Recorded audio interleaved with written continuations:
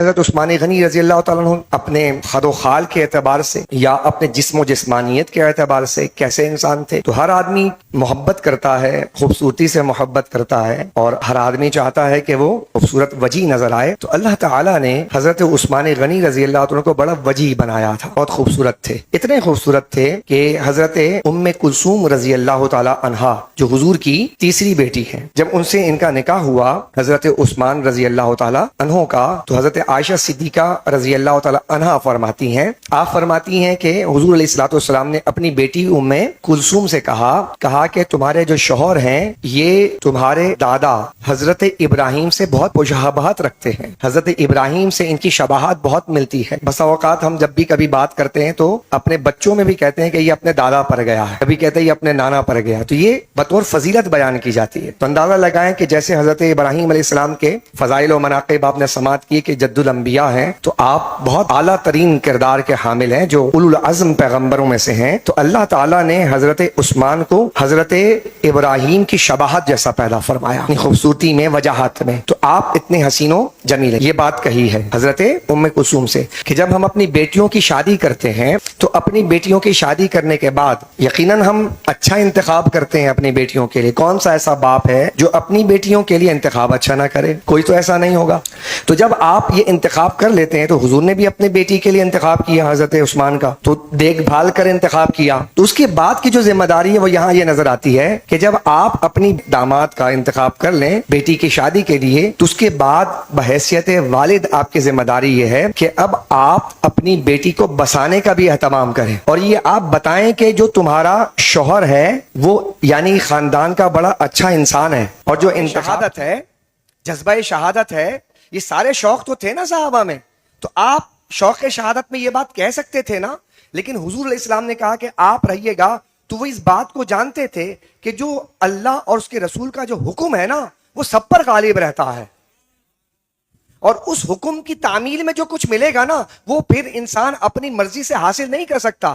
اور یہی ہوا کہ جب حضور علیہ السلام کی اطاعت کی گئی اور اللہ اور اس کے رسول کے حکم کی خلاف ورزی نہیں کی گئی، اور اطاعت رسول میں وہ مدینے میں رہے، حالانکہ بدر میں نہیں گئے، تو اطاعت رسول کا نتیجہ یہ نکلا کہ جو شخص اطاعت رسول کرتا ہے تو انعام یہ ملتا ہے کہ اللہ تعالیٰ انہیں غزوہ بدر کے شرکاء میں شامل فرما دیتا ہے۔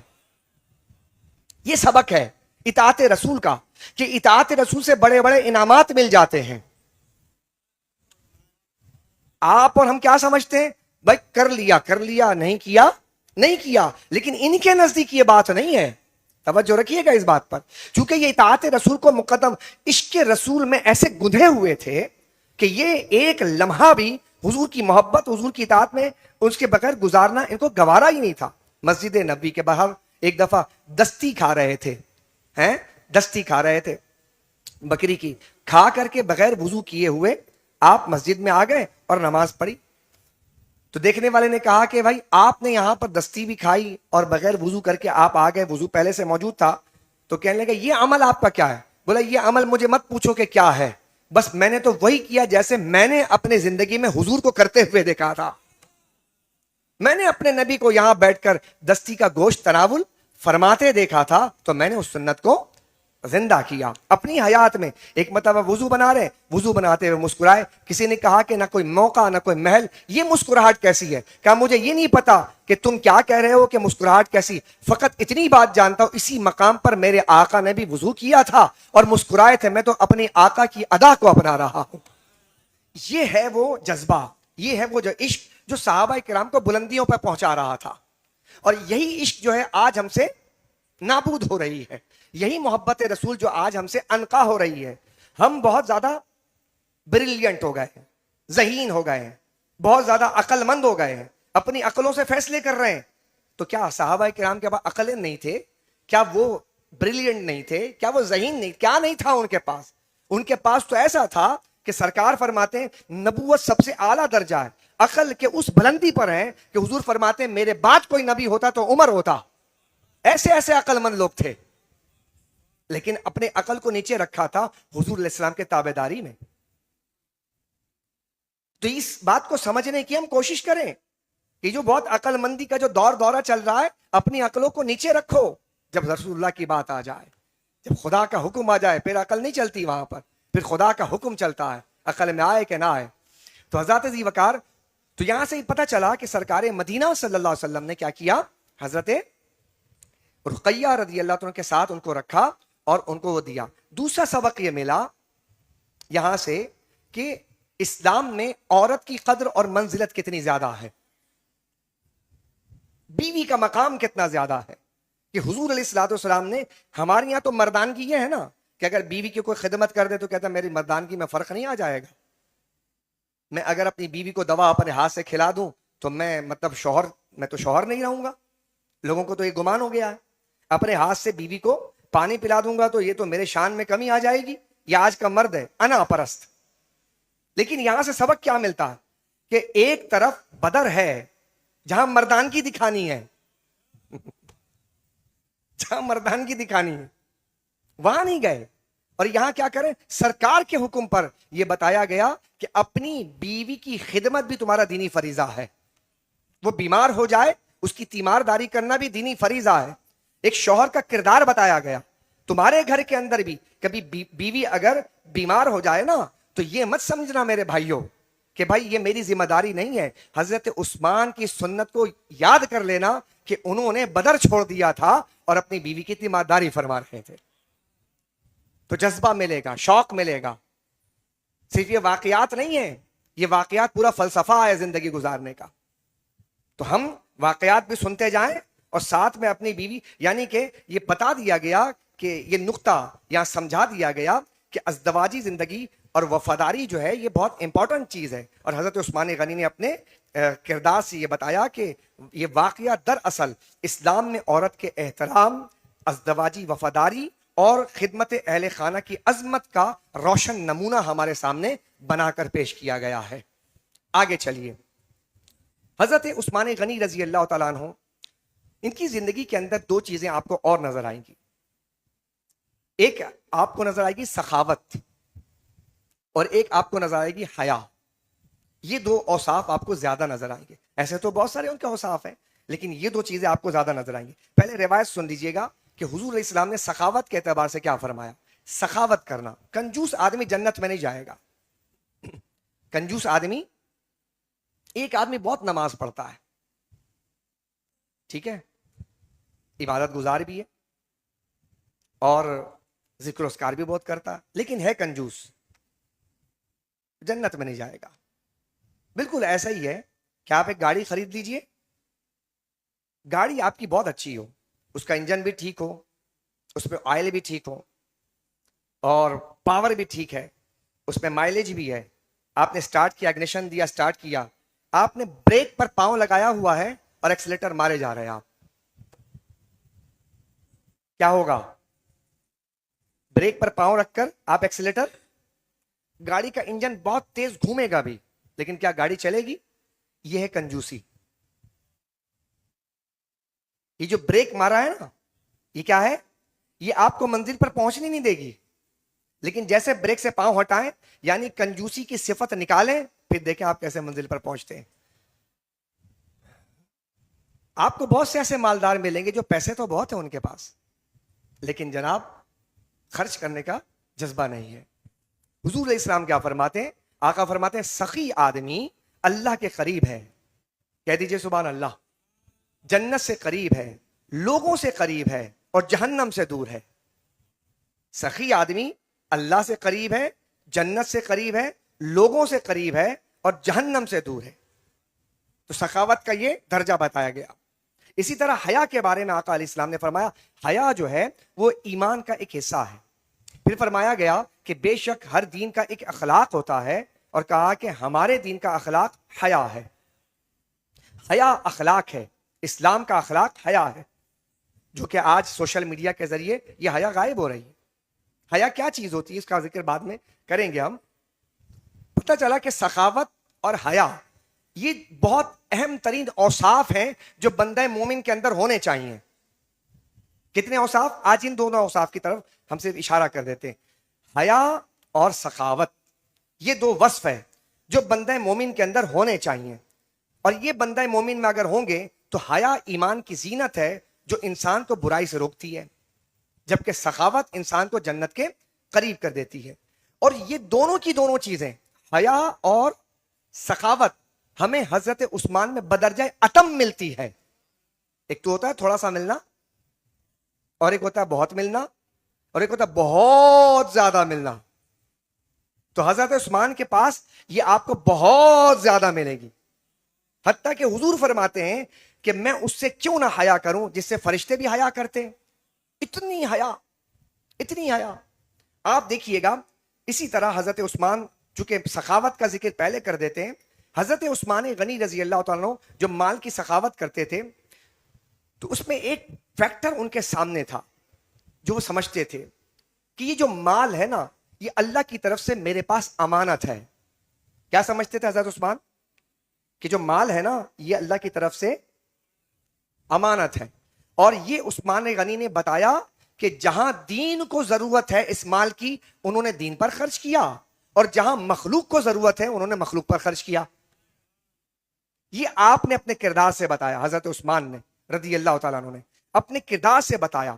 چنانچہ ہم دیکھتے ہیں کہ غزوہ تبوک میں جب دین کو ضرورت پڑی نا مال کی، تو حضرت عثمان نے 1000 اونٹ دیے، 70 گھوڑے دیے، 1000 دینار دیے. دیکھیے آپ کہ جہاں مال کی ضرورت پڑی دین کو، تو آپ نے دل کو کشادہ کر دیا، دل میں تنگی پیدا نہ ہو. سخاوت کا جذبہ یہ ہے کہ دل میں تنگی نہ ہو. ایک بندہ خرچ تو کرتا ہے لیکن دل میں تنگی پیدا ہو جاتی، یہ سخاوت نہیں ہے. کہ خرچ تو ہو گیا لیکن دل میں تنگی، یعنی کہ سخاوت یہ ہے کہ دل کا کشادہ ہونا. سخاوت کیا چیز ہے بولیے؟ دل کھولیے. جیسے ہم نہیں کہتے دل کھول کر خرچ کیا ہے، یہ جملہ کہتے کہ نہیں کہتے؟ یہ دل بھائی تو مال میں دل کھول کے کیا خرچ کیا؟ ہاتھ کھول کے خرچ کیا ہے، اور جیب کھول کے خرچ کیا ہے، بینک بیلنس کھول کے خرچ کیا ہے، یہ ہے نا. لیکن آپ یہ نہیں کہتے، کیا کہتے ہیں؟ دل کھول کے خرچ کرتا. یہ بندہ نا دل کھول کے خرچ کرتا. کیا مطلب ہے؟ سخاوت کا تعلق دل سے ہے. کہتے ہیں سبحان اللہ. کہ بندہ خرچ بھی کر رہا ہے اور دل میں تنگی بھی محسوس کر رہا ہے. یہ کیسا انسان ہے بھائی؟ تو اس طرح حضرت عثمان نے جب دین کو ضرورت پڑی تو آپ نے خرچ کیا. اسی طرح جب حضرت عثمان نے دیکھا کہ مدینے میں پانی کی قلت ہے، اب مخلوق کی ضرورت، کردار کیا ہے؟ کس کو ضرورت تھی؟ پانی کون پیتا ہے؟ فرشتے پانی پیتے ہیں. اللہ کو پانی کی ضرورت ہے؟ معاذ اللہ، وہ تو کھانے پینے سے پاک ہے. تو پانی کی ضرورت تو مخلوق کو تھی نا. لیکن ہمارا کیا ہے بھائی؟ میرے خاندان کو پانی مل رہا ہے تو ہمارا تو رویہ یہ ہے بس ٹھیک ہے، میرے گھر میں پانی آ رہا ہے، میں ٹینکر ڈلوا لیتا ہوں، کافی ہے. عثمان ایسے نہیں تھے.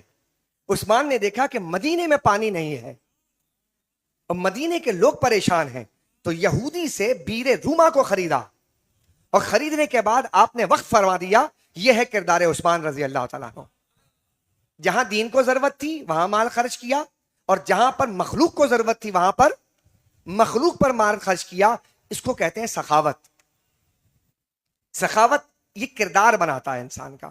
تو حضرت عثمان رضی اللہ تعالیٰ عنہ، تو آج بھی جو حضرات صاحب ثروت ہیں، بزنس مین ہیں، کاروباری حضرات ہیں، تو انہیں بھی چاہیے کہ ان کے لیے پیغام ہے کہ صرف بینک بیلنس کو بھرنا ہی جو ہے نا یہ دولت مندی نہیں ہے، بلکہ دولت مندی یہ ہے کہ مشکل میں قوم آ جائے نا تو قوم کو مشکل سے نکالنا، یہ ہوتا لیڈروں کا کام.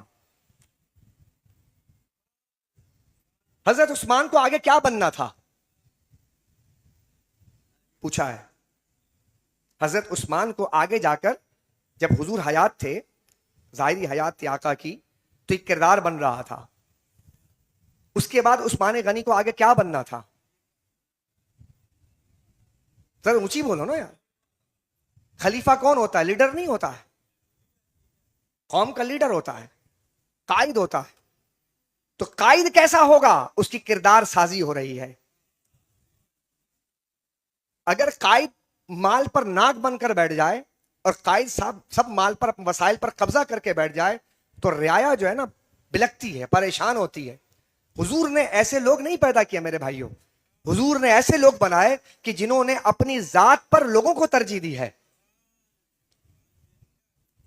تو آج جو ہمارے دوست احباب جو صاحب ثروت ہیں، مال دیا اللہ نے، اسباب دیا، سیلاب آ جائے، زلزلہ آ جائے یا پھر مہنگائی سے متاثرہ لوگ ہو جائیں تو ان کی خاموشی سے مدد کرنا، یہ حضرت عثمان غنی کی سنت کو زندہ کرنا ہوگا۔ اسی طرح قرآن و سنت کی تعلیم میں مال خرچ کرنا، قرب و جوار کے مسلمان اور رشتہ دار بیمار ہیں ان کے لیے دوا داروں کا، ان کے مریض جو ہیں ان کا علاج معالجہ کرنا، یہ بھی سنت عثمان پر عمل کرنا ہوگا۔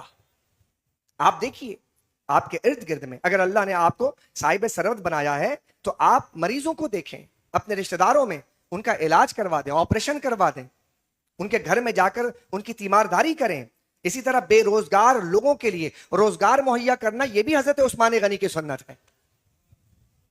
یہ ساری چیزیں کر سکتے ہیں ہم کہ آج کے زمانے میں قوم بے حال ہے، امیر امیر سے امیر تر ہو رہا ہے اور غریب غریب سے بدتر ہو رہا ہے۔ غربا امیر پیسے، آج ہمارے سندھ گورنمنٹ کی بات، پنجاب گورنمنٹ کی بات، اس سارے گورنمنٹ کی بات، تو یہ بھی تو گورنمنٹ کے لوگ تھے، انہوں نے بھی تو گورنمنٹ قائم کی تھی، انہوں نے بھی تو خلافت قائم کی تھی، لیکن انہوں نے کیا کیا تھا؟ سادگی بھی آپ کو نظر آئے گی عثمان غنی میں، اتنا پیسہ ہونے کے باوجود سادہ زندگی گزارتے تھے۔ حضرت عمر رضی اللہ سادہ زندگی گزارتے تھے۔ تو یہ خلافت جو ہے یہ بتاتی ہے کہ نمونے کے طور پر رکھا گیا کہ کیسے ایک خلیفہ کو زندگی گزارنی چاہیے۔ اسی طرح ایک بات اور کہ دین میں افراط و تفریط سے بچیے، آپ دین کو افراط و تفریط سے بچائیں اور خرچ میں بھی جو ہے افراط و تفریط سے بچیں۔ حضرت عثمان غنی افراط و تفریط سے پاک انسان تھے۔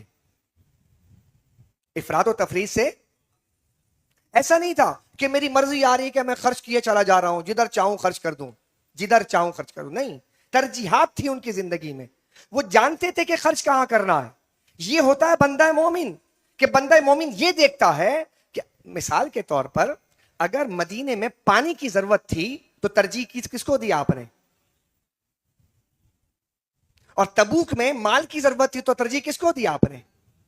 یہ ترجیحات ہیں، ترجیحات کا تعین کریں۔ مالی اعتبار سے جو اسٹیبلش لوگ ہیں ان سے عرض کر رہا ہوں، آپ ترجیحات کا تعین کریں، آپ افراط و تفریط سے بچیں۔ ہمارے یہاں افراط و تفریط اگر خرچ کرنے پر ہیں تو آپ ہمارے یہاں افراط و تفریط کیا ہے؟ ابھی آپ دیکھیں ریسنٹلی ہمارے یہاں قربانی کا کیا ایام گزرے، اس پہ بھی ہم نے ذکر کیا تھا، تو یہ افراط و تفریط نہیں ہے، یعنی ہمارے یہاں غربا ان کی تعداد بڑھ رہی ہے، حالات لوگوں کے دیگر گوں ہیں، اس پر بھی ہم نے ذکر کیا تھا، اور لوگ وہاں پر بھاری بھاری جو ہے پتہ جانے ہر طرح کا جانور لے کر آئے، جو بڑے والے ایلیٹ طبقہ ہمارا ہے، مطلب ہر طرح کا جانور لاتا ہے اور ہر طرح کا جانور قربانی کرتا ہے، یہ بھی قربانی، یہ بھی قربانی، یہ بھی قربانی، اور قوم بھوک سے مر رہی ہے۔ تھر پار کر میں چلے جائیں تو لوگوں کو پانی کی بوند نہیں ہے۔ تو آپ کی ترجیحات جب تک تعین نہیں ہوگا تو آپ کیسے آپ قوم کی خدمت کریں گے؟ آپ کو ترجیحات کا تعین کرنا پڑے گا کہ کہاں میرے مال کی قوم کو ضرورت ہے، تو یہ بھی آپ نے قربانی کی نا، تو گوشت بھی تقسیم کیا نا، ایک آدمی کو پانی نہیں مل رہا آپ اس کو گوشت کھلا رہے ہیں۔ ترجیحات سمجھیے۔ تو حضرت عثمان کی زندگی سے ہمیں یہ بات ملتی ہے۔ تو عام طور پر ہمارے یہاں ایصال ثواب کی محفلیں سجائی جاتی ہیں، کیا ہوتا ہے؟ صرف لنگر پر اکتفا ہوتا ہے، ہم لنگر بھی کریں لیکن اکتفا کس پر ہوتا ہے؟ ترجیحات کیا ہے ہماری؟ صرف لنگر پر اکتفا ہوتا ہے۔ کیا قوم کو اور بہت سارے کام ان کے سامنے نہیں رکھے جا سکتے؟ کیا آپ اپنے مرحومین کے ایصال ثواب کے لیے مفت میں فلٹر پلانٹ نہیں لگا سکتے؟ کیا جس جگہ پر غریب عوام رہتی جن کو پانی نہیں ملتا، جہاں 2 مہینے پانی نہیں آتا، ان کو بورنگ کروانے کے پیسے نہیں، کیا آپ کا یہ پیسہ وہاں بورنگ کروا کر کسی مخلوق کی خدمت پر خرچ نہیں ہو سکتا؟ سوچیں نا، میں عرض کر رہا ہوں، اپنے ان بھائیوں سے عرض کر رہا ہوں کہ جن کو اللہ نے مال دیا ہے، آپ خرچ کریں، ہم یہی تو کہہ رہے خرچ کریں، لیکن کہاں کرنا یہ بھی تو دیکھیں۔ آپ کہہ دینا سبحان اللہ۔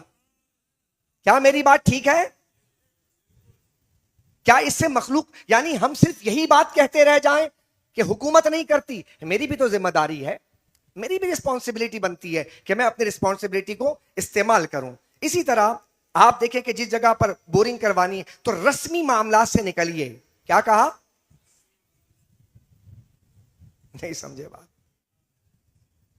آپ یہ دیکھ رہے ہیں کہ لوگ کیا کہیں گے، آپ نے اس کو رسم بنا دیا، اگر میں نہیں کروں گا تو میرے جو پگڑی ہے یہ نیچے نہیں ہو جائے گی؟ کبھی یہ سوچا کہ لوگ کیا کہیں گے؟ تو یہ بھی تو سوچے کہ اللہ کیا کہے گا. تو ہمارے ڈائریکشن بدلنا ہے. ڈائریکشن بدلیں, لوگوں کی طرف ڈائریکشن نہ کریں. آپ اللہ کی طرف اپنے تمام تر منزلیں اپنے تسلیم و رضا کے پیکر بنیں, اس کو راضی کرنے کی طرف جائیں. تو لوگ کیا کہیں گے؟ خدا راضی ہوگا تو مخلوق بھی راضی رہے گی. اسی طرح آپ سے ایک گزارش یہ بھی ہے, جب میں اس چیز کو دیکھتا ہوں کہ حضرت عثمان رضی اللہ عنہ کی سخاوت کا ذکر آتا ہے تو امیروں کا ذکر تو ہو جاتا ہے. کیا بولا؟ اب ایک آدمی بیٹھا ہے غریب, میرے جیسا کوئی آدمی بیٹھا ہے مسکین سا بیٹھا ہے, بتا یار میرے پاس تو کم وسائل ہیں, میں زیادہ وسائل نہیں رکھتا, میں کیا کروں؟ ایک آدمی بہت زیادہ کم وسائل رکھنے والا ہے, وہ کہتا ہے کہ میرے پاس تو اتنا پیسہ ہی نہیں. تو آپ تو بورنگ کی بات کر رہے ہیں, آپ تو کنواں کھودوانے کی بات کر رہے ہیں, آپ تو روزگار کی بات کر رہے ہیں, میں کہاں سے کروں؟ تو میں حضرت عثمان کے سخاوت پر کیسے عمل کروں گا؟ تو بھائی آپ بھی سخاوت کر سکتے ہیں. کیسے؟ آپ کو کوئی ہنر آتا ہے, غریب ہیں آپ کسی غریب مستحق کو ہنر سکھا دیجئے. آپ علم جانتے ہیں, پڑھے لکھے ہیں غریب, آپ کسی غریب مستحق کے بچے کو آپ علم پڑھا دیں, یہ بھی سخاوت ہے. نہیں سمجھ. آپ ٹیکنالوجی جانتے ہیں اور آپ اس پر دسترس رکھتے ہیں, کمانڈ ہے آپ کی, اور آپ جانتے ہیں کہ میرے علاقے کے اندر بہت سے غریب ایسے بچے ہیں جو پڑھنا تو چاہتے ہیں لیکن وسائل, بولیے نا, تو میں ان کو مفت میں پڑھا دوں, تو یہ بھی عثمان غنی کی سنت ہو جائے گی. کہہ دیجئے سبحان اللہ. تو کیا یہ بھی اس سے بھی میں گیا؟ بتائیے نا. تو ہم غریب ہو کر بھی اس پر عمل, بولیے, کر سکتے ہیں. صرف امیروں کے لیے نہیں ہے بلکہ غریب بھی اس پر آگے بڑھ کر غریب بھی سخاوت کر دیتا ہے. کہہ دیجئے سبحان اللہ. یہ بات آ گئی ہماری کہ ہم اپنے مالی اعتبار سے اگر مستحکم ہیں تو ہمیں افراط و تفریط سے بچنا چاہیے. اب آخری میں ذکر کر دیتا ہوں جو بہت امپورٹنٹ بات ہے, دین میں افراط و تفریط سے بچیں. کیا کہا؟ یہ بڑا امپورٹنٹ موضوع ہے. دین میں افراط و تفریط کیا ہے؟ دین میں افراط و تفریط یہ ہے کہ دین کو مکمل بیان کریں اور دین کو مکمل سنیں. کیا کہا بھائی؟ افراد و تفرید کا کیا مطلب ہوگا؟ ایک طرف نکل جانا, یا تو بہت اوپر چلے جانا کہ زمین و آسمان کے قلابے ملا دیں آپ, یا بہت نیچے چلے جانا اور درمیان کے سارے لوگوں کو چھوڑ دینا. یہ کیا ہو جائے گا؟ کیا خیال ہے؟ چند شخصیات کو موضوع بنا کر کیا ہم نے دین کے بڑی بڑی شخصیات کو چھوڑ نہیں دیا؟ پوچھا ہے ویسے.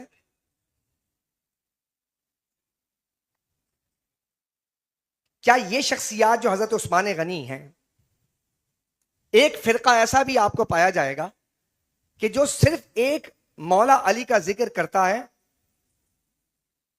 باقی صحابہ کا ذکر, بولیے نا, نہیں کرتا؟ تو کیا یہ دین ہے؟ نہیں بتائیں, آپ اپنے آپ سے پوچھیں. افراط و تفرید نہیں ہو گیا کہ آپ فقط ایک ذکر کرتے ہیں اور دوسرے ایک داماد کا ذکر کر رہے ہیں, آپ دوسرے داماد کا ذکر نہیں کر رہے. تو اس کا آپ نے اپنے طور پہ بنایا, اللہ نے یہ دین بنایا, اللہ نے یہ رشتے بنائے. تو جہاں پر داماد مولا علی ہیں تو وہاں داماد عثمان غنی بھی ہیں. تو جہاں پر ان کا تذکرہ ہے, یہ تو ہم نہیں کہہ رہے خدا نخواستہ کہ حضرت مولا کائنات کا ذکر نہ, ہم تو دل کھول کر کرتے ہیں. لیکن سوال یہ پیدا ہوتا ہے کہ دین کو افراط و تفریط سے کیسے بچایا جائے؟ دین افراط و تفریط سے ایسے بچے گا کہ عاشورہ آ جائے تو آپ ایک مظلومانہ شہادت کو ذکر کریں, لیکن 18 ذی الحج آ جائے تو آپ اس شہادت کا ذکر نہ کریں. آپ عاشورہ کے دن پیاس کا ذکر کریں, پانی کی قلت کا ذکر کریں, لیکن 18 ذی الحج آ جائے تو آپ اس کنویں کا ذکر نہ کریں جس کو آزاد کر کے مدینے کے لیے آزاد کیا گیا اور وہی 40 دن تک وہ پانی بند کر دیا گیا. آپ یہ ذکر نہ کریں. کیا یہ دین نہیں ہے؟ کیا وہ حضور کے داماد نہیں؟ سوال پوچھتا ہوں میں, کیا بتائیے آپ, کیا دین کیا حضرت عثمان کے فضائل نہیں ہیں؟ حضرت عثمان کے بھی تو فضائل ہیں, یہ بھی دین ہے. کیا حضرت عثمان کی شہادت مظلومانہ نہیں؟ کیا اس کا ذکر نہیں ہونا چاہیے؟ اس کا بھی ذکر ہونا چاہیے. کیا حضرت عثمان حضرت آقا کریم محمد عربی کے داماد نہیں؟ حضور کے داماد ہیں, ان کا بھی ذکر ہونا چاہیے. تو کیا آپ کا حضور سے کوئی رشتہ نہیں؟ رشتہ ہے. ذکر کیا کہ 5ویں پشت میں جا کر میرے آقا کے دادا اور عثمان کے دادا ایک ہو جاتے ہیں, تو کیا اس رشتے کا ذکر نہ کیا جائے؟ کیا عبد المطلب کے ساتھ جو بیٹی پیدا ہوتی جڑواں وہ حضرت عثمان کی نانی کہلاتی ہے؟ کیا حضور سے رشتہ نہیں؟ ہم نے دین کو افراط و تفرید کا شکار کر دیا. ہماری محفلوں کے اندر, ہماری خانقاہوں میں, ہمارے مسجدوں کے اندر اس کا ذکر ببانگ دول ہونا چاہیے. اور ہم ان دوسرے والوں سے بھی کہتے ہیں کہ اپنا دل ذرا کشادہ کرو. ہم کیا کہتے ہیں؟ اپنا دل بولو نا. ہم کہتے ہیں اپنا دل کشادہ کرو. کہ جب آپ عاشورہ کی بات کرتے ہیں تو عاشورہ میں آپ کہتے ہیں کہ کوئی شخص اگر یوم عاشور کے دن نکاح کر لے, مذہبی بحث چھڑ جائے گی, مذہبی بحث چھڑ جائے گی. آپ کہیں گے کہ خوشی اس دن اتنا, حالانکہ یوم عاشورہ فضائل کے اعتبار سے حضور نے اس کے فضائل بیان کیا, روزہ رکھا حضور نے, آپ نے فضیلت بیان کی ہے. لیکن چونکہ اہل بیت کی شہادت کی وجہ سے ایک غم آیا, ایک اندو آیا, ایک ایسا واقعہ آیا کہ جو قیامت تک مٹ نہیں سکتا امت کے دل سے, تو کیا کیا کہ اس دن نکاح حالانکہ جائز ہے, نہیں کرتے آپ. اگر کوئی کر لے تو مذہبی بحث شروع ہو جاتی ہے, آپ کہتے ہیں. اور اگر کوئی کر لے تو پورا سوشل میڈیا بھر جائے گا کہ فلاں نے عاشورہ کے دن شادی کر لی, نکاح کر لیا, آپ واویلا کریں گے. تو میں آپ سے پوچھنا چاہتا ہوں کہ جس دن 18 ذی الحج ہے, اس دن بھی تو شہادت ہوئی ہے, اس کو عید غدیر کے طور پہ تو منا رہے ہو, اس کو تم عید کہہ رہے ہو, اس کے دن کو عید کہتے ہو تم, اور سارے واقعات چھوڑ دیتے ہو. فقط یہی تھا نا کہ حضور علیہ السلام نے حضرت مولا علی کی شان کو بیان کیا تھا. تو حضور نے جہاں مولا علی کی شان کو بیان کیا تھا, تو کیا حضور علیہ السلام کے داماد کی شہادت نہیں ہوئی اس دن؟ اور کتنی مظلومانہ شہادت ہے کہ 40 دن تک پانی بند رہا, حالت روزہ میں جو پانی سٹاک میں تھا وہ خرچ ہوا, بھوک پیاس کی حالت میں آپ کو شہید کیا گیا. تو جہاں پر مولا علی شیر خدا کے قاتل کا ذکر کیا جاتا ہے, تو وہاں پر حضرت عثمان غنی کے قاتل کا ذکر کیوں نہیں کیا جاتا؟ وہ کچھ سمجھ آ رہی ہے؟ سنیوں سے بات کر رہا ہوں میں, مسلمانوں سے بات کر رہا ہوں میں, اہل دل سے بات کر رہا ہوں میں. کیا یہ دین نہیں ہے؟ آپ سے پوچھ رہا ہوں, کیا یہ سب بیان کرنا دین نہیں ہے؟ کیا حضور علیہ السلام کے قرابت حضرت عثمان سے نہیں ہے؟ اگر نہیں ہے تو بات ختم ہے, نہیں کرنا چاہیے.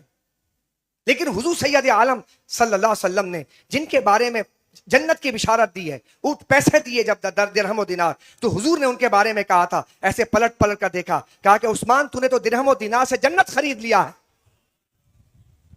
بتائیے آپ, اتنے فضائل, جنتی ہونے کی بشارت دی.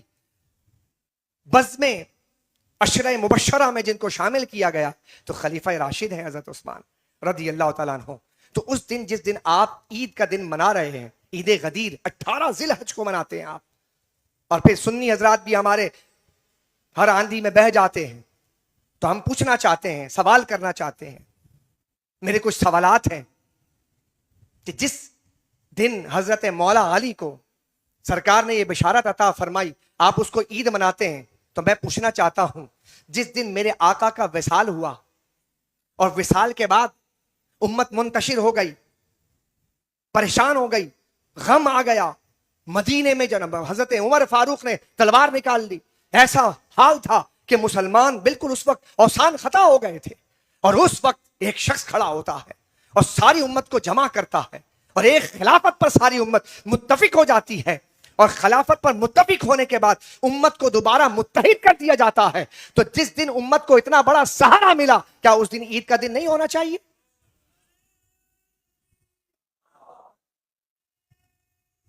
یا رسول جنتی جنتی, کیا وہ دن, یعنی امت کو سہارا مل رہا ہے, امت کو ایک آقا کریم علیہ الصلوۃ والسلام کے ایک ایسے سپوت نے کھڑے ہو کر کے سب کو متحد کر دیا, منتشر ہونے سے بچا لیا, بکھرنے سے بچا لیا, اور امت کو دوبارہ ڈائریکشن عطا کیا. کیا وہ دن عید کا دن نہیں ہو سکتا تھا؟ تو مناؤ اس دن بھی عید کا دن. کیا جس دن عمر فاروق رضی اللہ تعالیٰ عنہ مسلمان ہوتے ہیں, جن کو حضور نے مانگا تھا, اور پورا کا پورا مکہ نعرہ تکبیر کی صداؤں سے گونج اٹھا تھا. اور اس دن کہا گیا تھا کہ اب ہم چھپ کر عبادت نہیں کریں گے, اب ہم کھلے عام عبادت کریں گے. جس دن اسلام کو اتنا بڑا سہارا ملا تھا, کیا وہ دن عید کا دن نہیں ہو سکتا؟ تو عید کا دن اگر منانا ہے تو اور بھی مناؤ نا عید. سمجھ رہے بات کو؟ اسی لیے سمجھیے جملہ دے رہا ہوں, سن رہے ہیں میری بات, کہ دین جو ہے نا وہ خاندانی نہیں تھا. علی رضی اللہ تعالی عنہ کے خاندان کی بات کر رہا ہوں. ان کے نزدیک دین خاندانی نہیں تھا. غور کر رہے ہیں آپ؟ ان کے نزدیک دین خاندانی نہیں بلکہ وہ خاندان دینی تھا.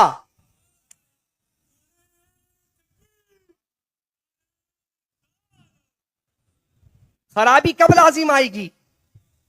جب آپ دین کو خاندانی بنا دیں. خرابی جب لازم آئے گی. دین اللہ کا دیا ہے, دین مصطفیٰ کا لایا ہوا ہے, دین خاندانی نہیں ہے.